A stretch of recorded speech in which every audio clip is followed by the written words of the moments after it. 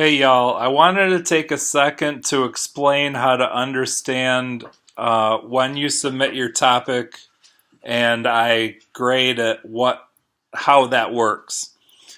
First of all, but don't forget, you need to watch the narrated PowerPoint lectures.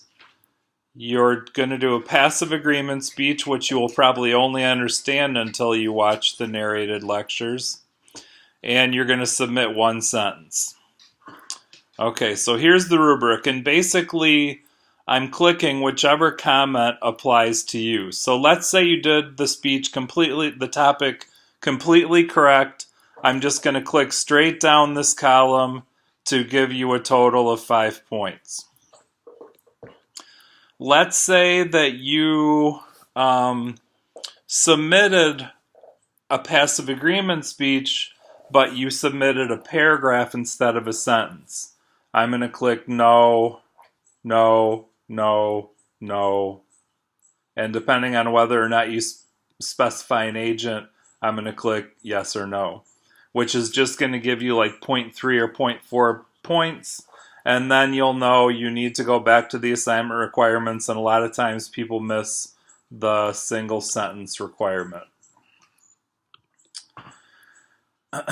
If you turn in a question of fact speech, not a policy speech, I'll click no. I'll click yes here, and then no, no, and no. And so that means this square will be highlighted, which tells you yes, this is a fact speech, not a policy speech. If you do turn in a value speech, I'll click no, no, yes, no, no. And that will tell you, since this square is highlighted, that yes, this is a value speech, not a policy speech. Same thing, if you turn in immediate action, I'll go no, no, no, yes.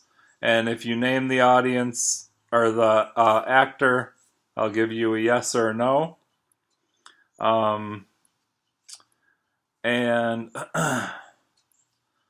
Sometimes people submit what looks like a passive agreement speech, but they leave the actor out. So for example, you might submit something that says, to persuade my audience that smoking should be banned from college campuses. But you have not named the actor there, which is discussed in the video lectures.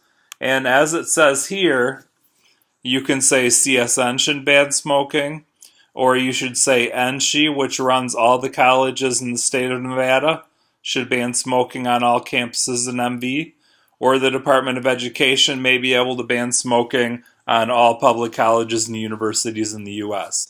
But remember, the more research and evidence in your speech that you have that's specific to your agent, the better. So anyway, that's how I'm going to evaluate your topic. And anytime you see, obviously yes is a good answer here.